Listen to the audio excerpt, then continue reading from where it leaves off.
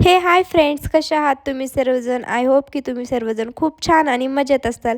चला तर आपण सुरुवात करूया आपल्या एका नवीन ब्लॉगला. असं तर मी माझ्या ब्लॉगमध्ये कंटिन्यू माझं डेली रुटीन वगैरेच दाखवते, कारण मी जास्त कुठं बाहेर वगैरे जाणं होत नाही माझं.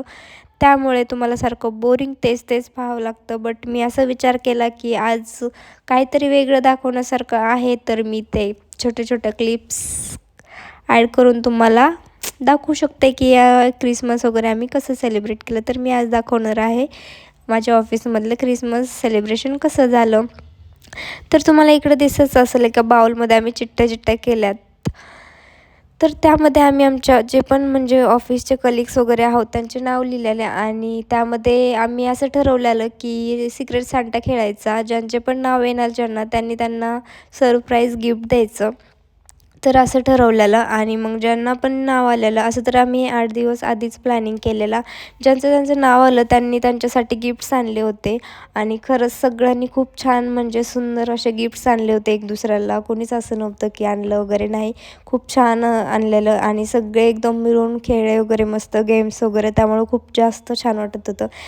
तर आम्ही इकडं गिफ्ट्स वगैरे एका जागेवरती मस्त गोळा वगैरे केले, फोटोज वगैरे पण काढले, व्हिडिओज काढले, आणि मग इकडे गिफ्ट्स पण दिले. ज्यांचं पण नाव ज्यांना आलं त्या दिवशीच आम्ही सांगितलं की कुणाचं नाव आहे, तोपर्यंत सिक्रेट होतं. त्यानंतर इकडे गिफ्ट्स वगैरे दिले, नंतर गिफ्ट्स वगैरे ओपन केले, आणि सगळ्यांना एक दुसऱ्याचे गिफ्ट्स खूप जास्त आवडले.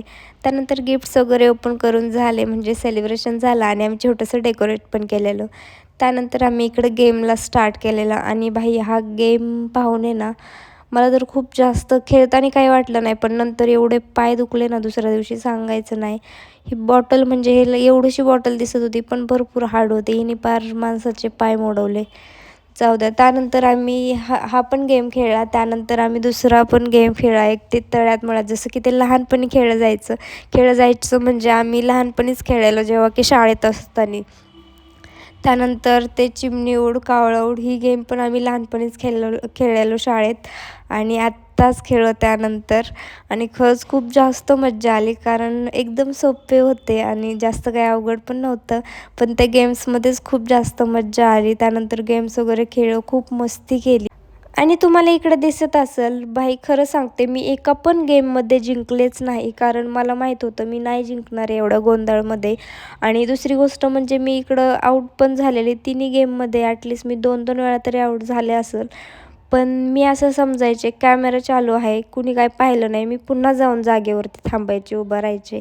म्हणजेच मी खूप चिडकी खेळत होते म्हटलं तरी चालेल, कारण माझं स्वतःचंच लक्ष होतं फक्त, बाकी काय मला कोणी पाहत नव्हतं. असं काय नाही बरं का, हे फक्त हसायसाठी बोलले होते. मी नाही खेळत चिडकी. आता तुम्हाला दिसलंच असं ना, आत्ता जस्ट मी काय केलं आहे, आऊट झाले आणि पुन्हा जाऊन पण थांबले. असंच करायचं असते, त्याशिवाय गेम्सला मज्जा नाही येत. एक ना एक असं पाहिजेच. त्यानंतर इकडे गेम्स वगैरे खेळून झाले, आणि मग आम्ही निघालो घरी जाण्यासाठी. तर एवढंच होतं फ्रेंड्स आजच्यासाठी, आणि ब्लॉग कसा वाटला नक्की सांगा. So bye bye.